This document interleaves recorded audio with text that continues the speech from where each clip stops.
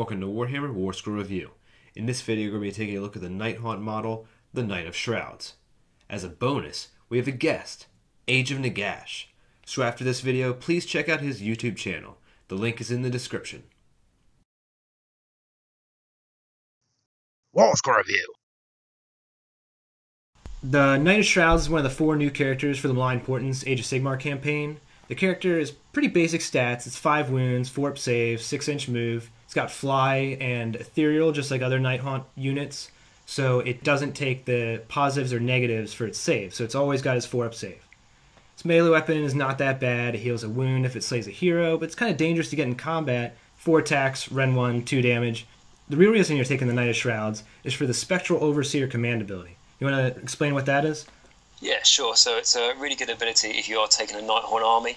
And what it is if this model is your general and uses command ability, then in the combat phase of this turn, add 1 to the hit rolls for friendly Nighthaunt models while they are wholly within 9 inches of your general. So straight away, this sounds really good because as all Nighthaunt now is doing lovely things when it gets 6 to hit, turning its normal damage into mortal wounds. But the only negative I would say about this is the new range restrictor of this command ability, which is wholly within 9 inches of it, not just any units that can be like just clipped within the 9 inches. Yeah, that is kind of a limit, the wholly within, but it is, just a note, it's per model. So even if you have just one model of a unit in, that one model gets the bonus. Another limiting thing, it's only your combat phase. So a lot of command abilities, they'll go in both phases, but this one is only yours. Yeah, that's very true, yeah. And also the models for the Nighthaunt, they're not particularly the smallest, so it's going to be quite hard to get a big unit of Spirit Host, for example, within that 9 inches. It means that the Knight of Shrouds has to be quite close up the battlefield, quite, close towards the enemy lines. We could put them in threat of enemy shooting. Again, like you were saying, it's only in your turn. So I'm just so used to, your command ability is obviously saying until the next hero phase. So with this, it does feel quite... It's another restriction. I mean, it is super good because, especially if you have a big number of Spirit Hosts and most of the models from the unit are within the range of this, they've got 6 attacks each, so every 6 they get into hit is doing a mortal wound, but now with a +1, every 5 they get to hit, it's doing a mortal wound. That's doubling the output. And like you said, Spirit Hosts, I mean, that's probably the best unit to use it on. They have 40 or 50 millimeter bases now. You're only fitting... probably only like 6 to 9 in there, in that little bubble. And it's got to be in front, obviously, because it's got to get to combat.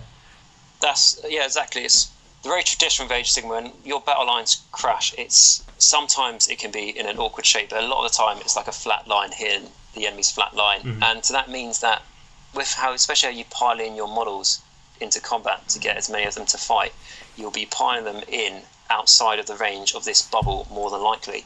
Right. The other thing I thought they could be good for is Hex Race, though, because you've got 5 Hex Race in a unit, for the minimum size, and they have 2 attacks each with their special scythes. That would mean each model in that unit, so that's 10 attacks from their scythes, is now doing mortal wounds on 5s.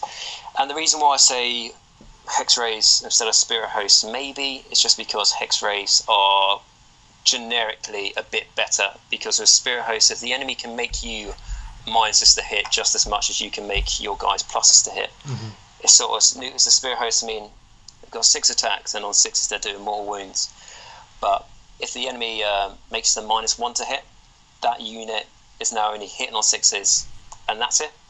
Yeah. So the reason why I'm talking about this, even that we're talking about a command ability that's giving them +1 to hit, there's a surprising amount of ways out there to make enemy units -2 to hit.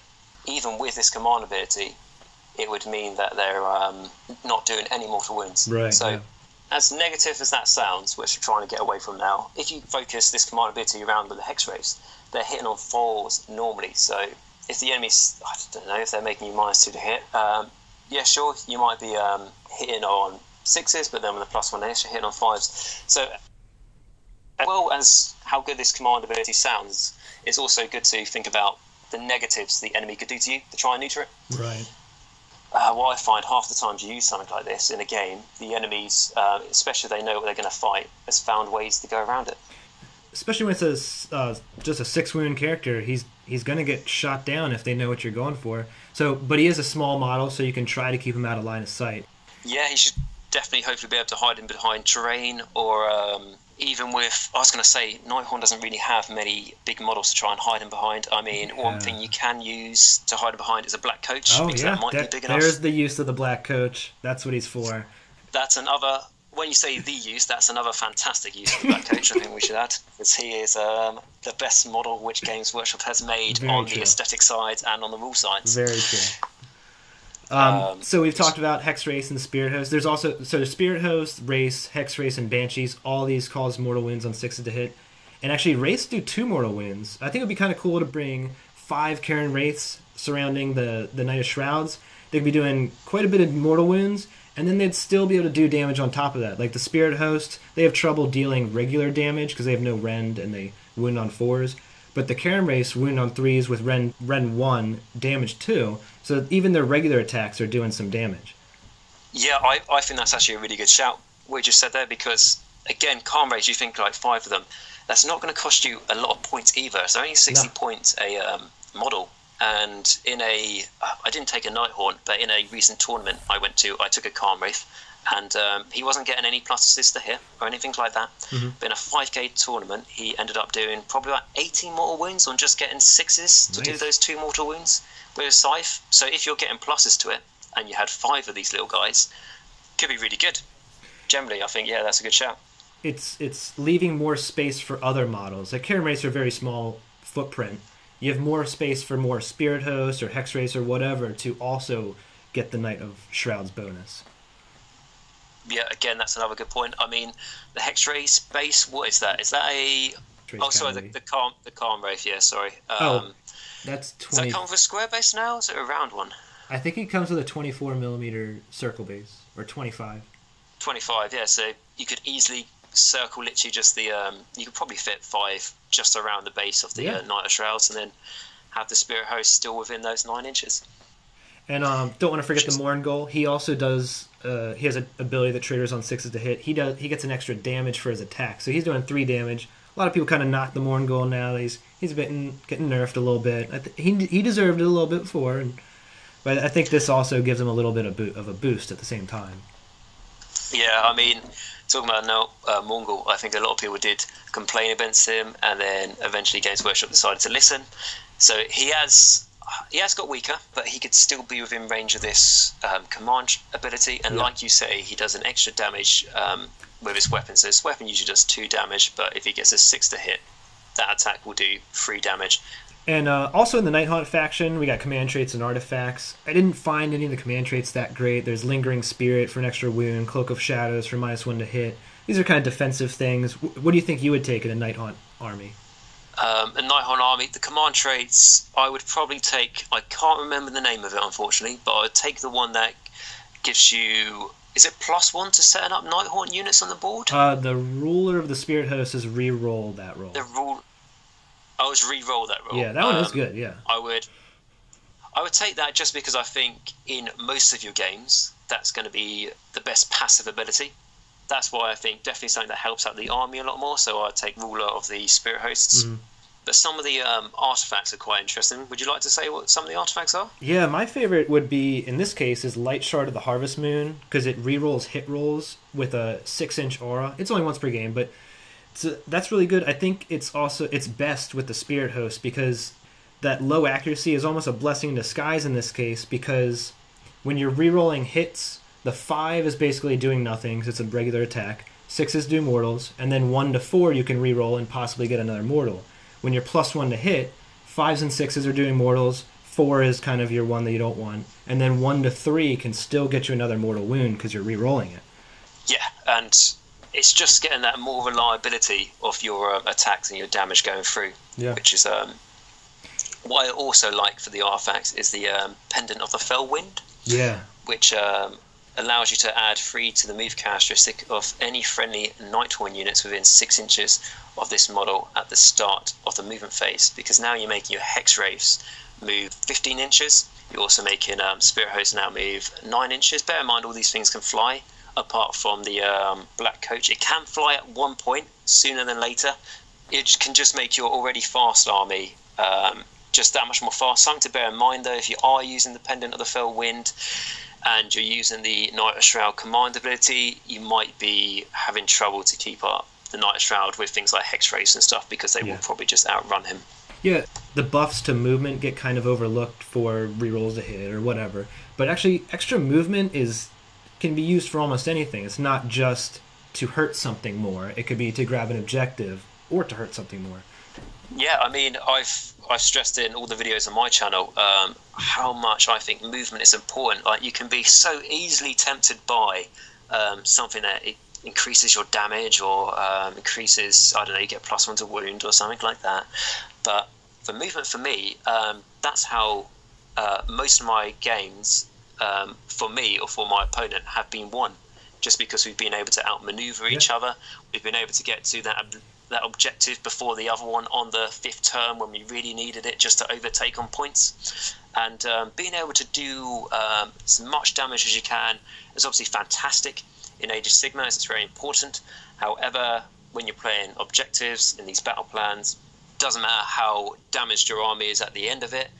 You can have practically no models on the table and your opponent could have many, but as long as you get one more victory point than them, in a tournament anyway, that's all that matters, and that's what carries through, and movement is a huge part of that. We just wanted to mention one more thing about the Light Shard. Going back to the Light Shard of the Harvest Moon, statistically a Spirit Host unit each Spirit Host base is going to be doing 3 mortal wounds with the +1 and the rerolls. That's pretty nice. Yeah, and to be honest, with just looking at the artifacts, how I go to choose artifacts in most army lists I do is I quickly skim through the page and just look to see the bold block text of that fractions keyword. Like, if you look through the Nighthorn artifacts, you can see that 2 of the artifacts have the Nighthorn keyword in it, so you know that's going to hugely buff your army, which is like the Light Shard of the Harvest Moon and the Pendant of Fell Wind. And to be honest, they're my favourite 2 for that. I would have a hard time trying to choose between which one I'd want to go for, but I would probably go for the Pendant of the Fell Wind just to get the extra movement. However, the Light Shard of the Harvest Moon is really good when it's tied with the command ability of the Knight of Shrouds. Yeah, I think I agree. I think the Pendant is better also because of the once per game thing on the Light Shard. Pendants all the time. You're always getting the bonus from it. You can't just die before you used it and then completely made it worthless with the Light Shard. But Nighthaunt's not the only faction we can take the Knight of Shrouds in. The Legion of Nagash faction, the Malign Portents fac actually allows the Knight of Shrouds in the Legion of Nagash faction, but he can't take command traits or artifacts, is what I'm understanding. But he can be the general, so he can use his command ability. Yeah, I mean, to be honest, I'm unsure if he can take the artifacts and the command traits like yourself, but... Right, I don't think he can. He can't, but he can be the general, can't he? Because of the Malign Portents. But in the Legion of Nagash faction, he is getting... or his units in his army are getting assisted by the grave sites and those awesome spells from Death Mage and Vampire, which are just crazy. The wizards in his army would have access to those, too. Yeah, that's very true, because those spells are fantastic. If you're taking a Nighthorn Allegiance, you will miss out on that, so it is nice that you can have the Knight of Shrouds in a Legions of Nagash army to really make the most of all the new toys, essentially, you're going to get. He's an awesome looking model as well. Oh, yeah, we can't miss that. Yeah, we can't not say that. And for me personally, though, if you don't have a heavy Nighthorn army, he's not worth it. He's not bad. You're not making the most out of him. I think is the best way to sum it up. Exactly. Like the good and the positives.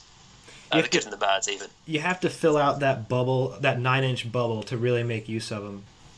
He's not really that universal. Pretty much have to either load up an army with Nighthaunt or take the Nighthaunt faction, effectively. And he's actually not that cheap for, as far as Nighthaunt characters go. He's twice as much as a Karen Wraith at 120 points. He's not incredibly cheap, but I think he's pretty good for +1 to hit. To sum out the Knight of Shrouds, I think he is really good in a Nighthaunt army. I think he's definitely worth his points. He's going to add a lot to your army. In a Nighthaunt army, I can't fault this guy. I think he's almost an auto-include. Yeah. So I'm going to give him a 3 out of 5 just because he's a bit limited outside of a Nighthaunt force. In a Nighthaunt force, he's great.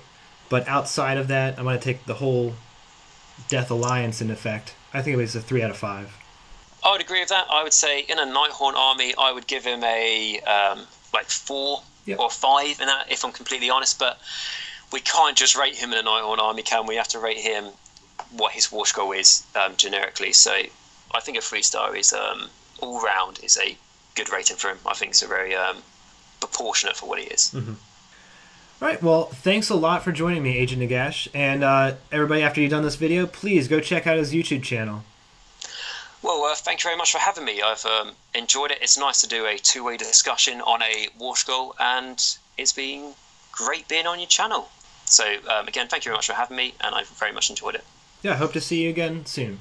Thanks, everybody, for listening. Leave your suggestions in the comments, and have a great one.